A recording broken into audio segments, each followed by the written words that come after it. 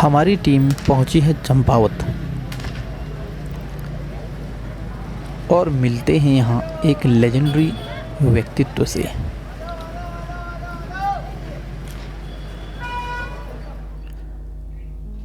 राष्ट्रीय शिक्षक पुरस्कार से सम्मानित शिक्षक, संस्कृत, हिंदी और कुमाऊनी के महान रचनाकार एवं अद्भुत व्यक्तित्व के स्वामी आदरणीय श्री कीर्ति वल्लभ सकटा जी के साथ खास मुलाकात। संस्कृत के अंतर्राष्ट्रीय स्तर के जाने माने विद्वान आदरणीय श्री कीर्ति वल्लभ सकटा जी को समय समय पर विभिन्न सम्मानों से भी नवाजा गया है। आइए मिलते हैं गुरुजी से। नमस्कार दोस्तों, आप सभी का स्वागत और अभिनंदन है हमारे channel living legends of the Himalaya में। और आज का दिन तो मेरे लिए बहुत ही ज़्यादा सार्थक साबित हो गया है, क्योंकि मेरे गुरु जिन्होंने मुझे बचपन में शिक्षा दी, एक शिक्षक के रूप में नहीं परंतु एक गुरु के रूप में वो मेरे साथ रहे। बाल्यकाल में उन्होंने जीवन को वो दिशा दी जिसके कारण आज हम अपने पैरों में खड़े हो सके और नैतिकता से अपना जीवन निर्वाह कर रहे हैं। और इसके लिए मैं अपने गुरुजी का शुक्रगुजार हूँ। मेरे गुरुजी जो मेरे आदर्श भी हैं, जिनका जीवन एक उदाहरण है लोगों के लिए, और जिनकी कक्षा में प्रवेश करने के समय ही हमें बहुत भय होता था कि अब गुरुजी क्या प्रश्न करेंगे, हम उसका उत्तर कैसे देंगे। परंतु आज गुरुजी के समीप बैठ रहा हूँ तो ये गुरुजी की ही अनुकंपा है कि उनके तपोबल से, उनके मेहनत के बल पर हम आज अपने पैरों पर खड़े हो पाए हैं। तो गुरुजी इसका तो बहुत बहुत शुक्रिया। और मेरे गुरुजी हैं डॉक्टर कीर्ति वल्लभ सकटा जी। गुरुजी तो किसी पहचान के मोहताज नहीं हैं, परंतु गुरुजी ने भी जीवन में बहुत सारे संघर्ष किए हैं। शुरू करते हैं गुरुजी बाल्यकाल से, बचपन में, क्योंकि हम तो आपसे बहुत छोटे थे। 1999 से आपने हमें शिक्षा दी। उससे पूर्व का जीवन और आपका जन्म से लेकर के आपने पढ़ाई कैसे करी, आपने कहाँ शिक्षा ग्रहण की, क्या क्या आपको बाधाएं वहाँ पे आती थी, रोज़मर्रा के जीवन की क्या चुनौतियाँ थी, उन सब से आप कैसे निकल के आए? हाँ, धन्यवाद पवन जी। हाँ, श्रोताओं सबको आपको मैं मेरा सादर नमस्कार। मैं अपनी पहले बचपन की बात बताता हूँ। 1954 में मेरा जन्म हुआ। उन दिनों प्राइमरी स्कूल हुआ करते थे। प्राइमरी स्कूल चंपावत में हमने पढ़ा 5 तक। उसके बाद कक्षा 6 से 10 तक राजकीय इंटर कॉलेज चंपावत, उस समय हाई स्कूल ही तक था। उच्चतर माध्यमिक विद्यालय चंपावत में हाई स्कूल तक की मैंने शिक्षा प्राप्त की। जब मैं हाई स्कूल में था उसी साल मेरे पिताजी की मृत्यु हो गई और 6 महीने के बाद मेरी माताजी भी चल बसी। और इस प्रकार से जब सब बच्चे पास हो गए हाई स्कूल में हमारे साथ के, और भगवान की कृपा से मैं भी पास हुआ, और अब मेरे पास पढ़ने के लिए साधन नहीं था। कोई लोहाघाट पढ़ने के लिए गई, कोई अल्मोड़ा गई, कोई पिथौरागढ़ गए, तो मैं अकेला रह गया। इससे पूर्व पिताजी जो है मुझे संस्कृत विद्यालय में पढ़ाना चाहते थे कक्षा 6 से ही, तो मैं नहीं गया। उसके बाद कक्षा 9 में, कक्षा 8 जब पास हुआ था तब भी भेज रहे थे, तब मैं बिना पूछे ही हाई स्कूल की किताबें कहीं से इधर उधर से जुगाड़ करके ले आया था। तब भी फिर पिताजी की मृत्यु के बाद मैं संस्कृत स्कूल में गया। संस्कृत स्कूल में मैंने फिर से पूर्व मध्यमा उत्तर मध्यमा का अध्ययन किया। संस्कृत स्कूल ऐसा था कि जिस दिन मैं जाता था उस दिन गुरुजी नहीं आते थे, जिस दिन गुरुजी आते थे इस विद्यालय में, उस दिन मैं नहीं जाता था। इस प्रकार से 4 साल मैंने पढ़ाई की। उसके बाद उत्तर मध्यमा के बाद बनारस गया और वहाँ से शास्त्री की परीक्षा पास की, और फिर शिक्षा शास्त्री बीएड में मेरा चयन हो गया तो बीएड किया 1978-79 में, और 4 अप्रैल 1980 को मेरी नियुक्ति राजकीय इंटर कॉलेज पैया पौड़ी में, जो पिथौरागढ़ में है, वहाँ पर मेरी हिंदी संस्कृत भाषा के रूप में नियुक्ति हो गई। 4 साल वहाँ रहा, और वहाँ रह करके वहाँ 4 साल मेरे बड़े सुंदर वहाँ बीते। बहुत कुछ अध्ययन का समय मिला। वहाँ पर मैंने एक सबसे पहला जो काव्य है संसर्ग विपाक, एक खंड काव्य लिखा, जो पिछले साल प्रकाशित हुआ है, और उसके वहीं से कवित्व की धुन चढ़ी। और उसके बाद राजकीय इंटर कॉलेज लोहाघाट में 7 साल रहा। उसके बाद 1991 या 92 में मैं राजकीय इंटर कॉलेज चंपावत में आ गया, और तब से रिटायर होने तक यहीं रहा। इस बीच 1 साल राजकीय इंटर कॉलेज कर्ण करायत लोहाघाट में भी मैंने संस्कृत प्रवक्ता के रूप में सेवा दी। यह में और 2016 में जून महीने में मैं सेवा से निवृत्त हुआ। हम जानना चाहते हैं कि उस समय चंपावत कैसा था दिखने में, वो विद्यालय जहाँ आपने अध्ययन किया वो कैसे थे, और लोगों की दिनचर्या किस तरह की थी, इस बारे में दर्शकों को कुछ बता दीजिए। पवन, हाँ पवन जी, जब हम कक्षा 6 में पढ़ते थे तो एक छोटा सा विद्यालय था, उच्चतर माध्यमिक विद्यालय चंपावत करके। वहाँ के प्रधानाचार्य श्री बलवंत सिंह कोरंगा जी थे, जो बड़े यशस्वी और प्रभावी व्यक्ति थे। उस समय बहुत कम बच्चे हुआ करते थे। पूरे हाई स्कूल में मेरे ख्याल से 250 करीब बच्चे थे, या 300 इतने ही थे। पढ़ाई बहुत बढ़िया हुआ करती थी विद्यालय में। विद्यालय के सभी हमारे शिक्षक जो हैं एक से एक निष्ठावान थे, और बहुत सुंदर पढ़ाई हुआ करती थी। उसी पढ़ाई का प्रभाव हम लोगों के जीवन पर पड़ा, हमने पढ़ना सीखा। उस समय चंपावत की स्थिति ऐसी थी कि चंपावत छोटा सा, यानी गांव से भी छोटा लगा। ये जो चंपावत स्टेशन था, उसमें नीचे की तरफ खाली खोखे टाइप के हुआ करते थे, ऊपर की तरफ बिल्कुल बंजर था।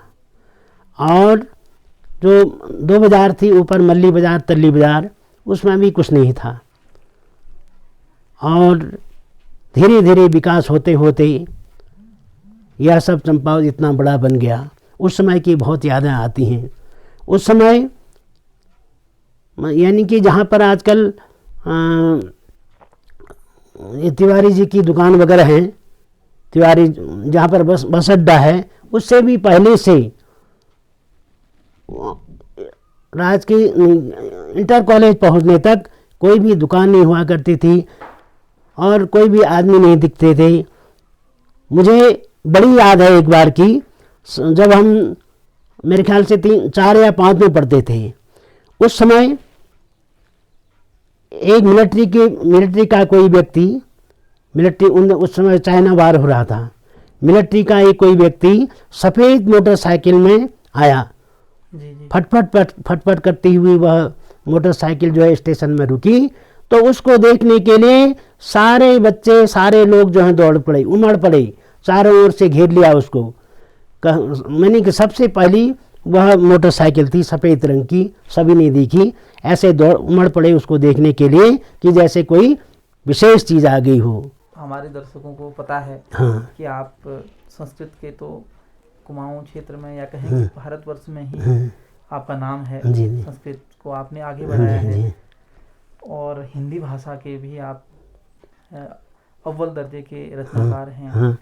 आप कुमाऊनी भाषा जो हमारी उसे कहेंगे कि एक मातृभाषा ही है, तो उसको भी आगे बढ़ाने के लिए आपके प्रयत्न लगातार जारी हैं। साहित्यिक रुचि ही मेरी मूल रुचि है। मैं सोचता हूँ कि मेरा समय इसी में कटता है, इसी में मुझे आनंद मिलता है, और कोई काम मुझे पसंद ही नहीं है। इसी समय भी मेरी कम से कम 6 रचनाएं बराबर चल रही हैं।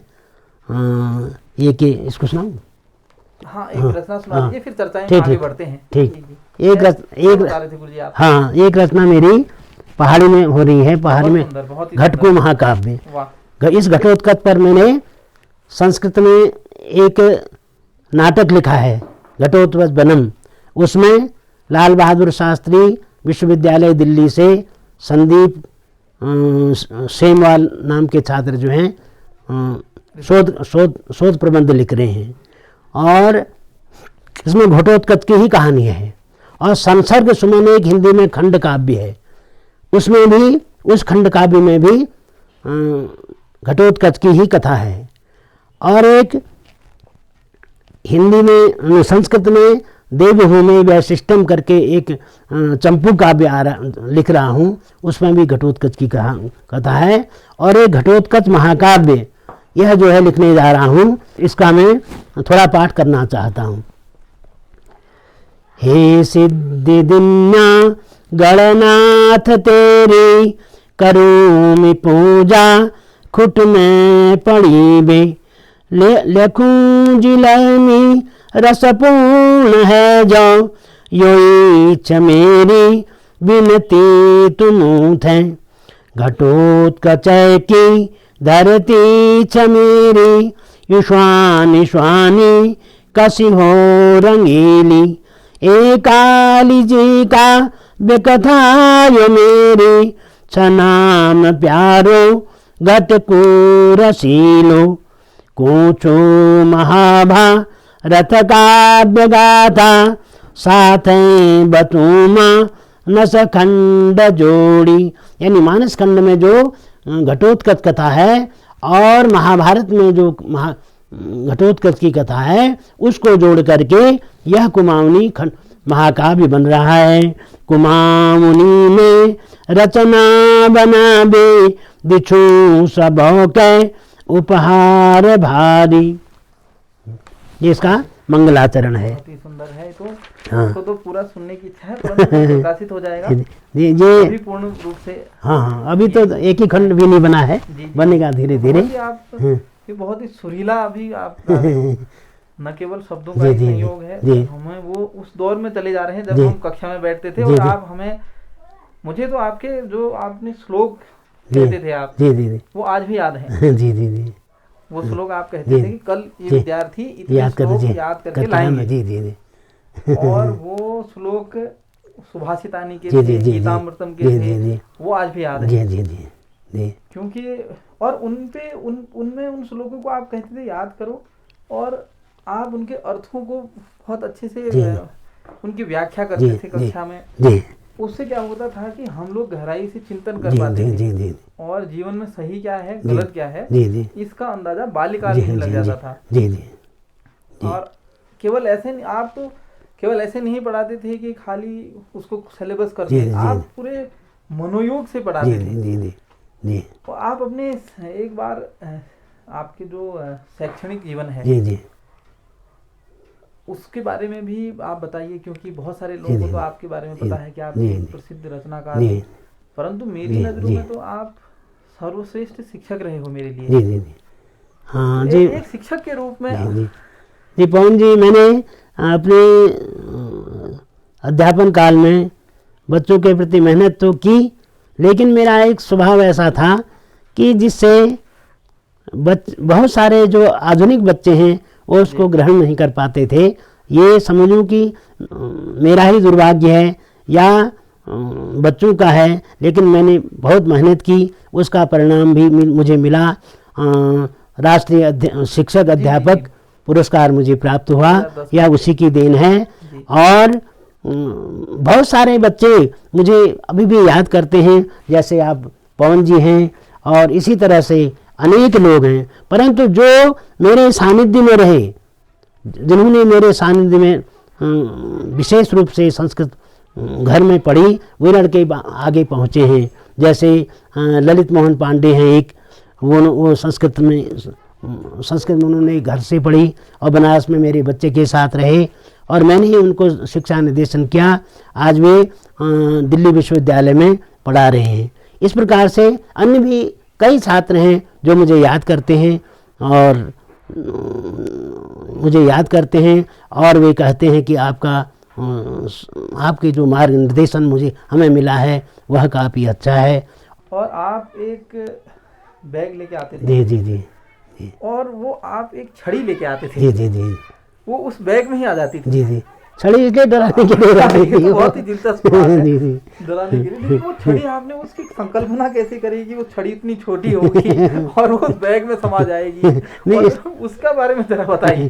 वो छड़ी इसलिए कि वहाँ पर अब किसी को जो डंडा मंगाना होता था तो बच्चे तोड़ देते थे या खो जाता था, इसलिए वो छड़ी जो है उसमें रहती थी। वो दोनों काम करती थी, एक पढ़ाने के लिए भी और डराने के लिए भी। वो कब से कब तक रही आपके साथ? वो तो पूरे जीवन भर रही, मतलब जब तक मैं अध्यापन करता रहा तब तक रही। अभी वो छड़ी कहाँ होगी? अब तो पता नहीं कहाँ गई। वो भी रखी होगी। रखी होगी। वो छड़ी बड़ी, मतलब वो जितने भी बच्चे जीआईसी चंपावत से पढ़े होंगे वो छड़ी को नहीं भूल पाए। इस वीडियो को जो भी देख रहे होंगे, जी जी जी उनकी यादें ताजा हो जाती होंगी उस छड़ी को देख करके। जी वो छड़ी मुझे, वो बच्चे जो हैं गुस्सा दिला देते थे ना, चक्कर ये है। हाँ, बच्चे अधिक होते थे। हाँ जी जी। अब वैसे मैं गुस्सा तो करता नहीं हूँ, क्रोध मुझे समझ आता ही नहीं है।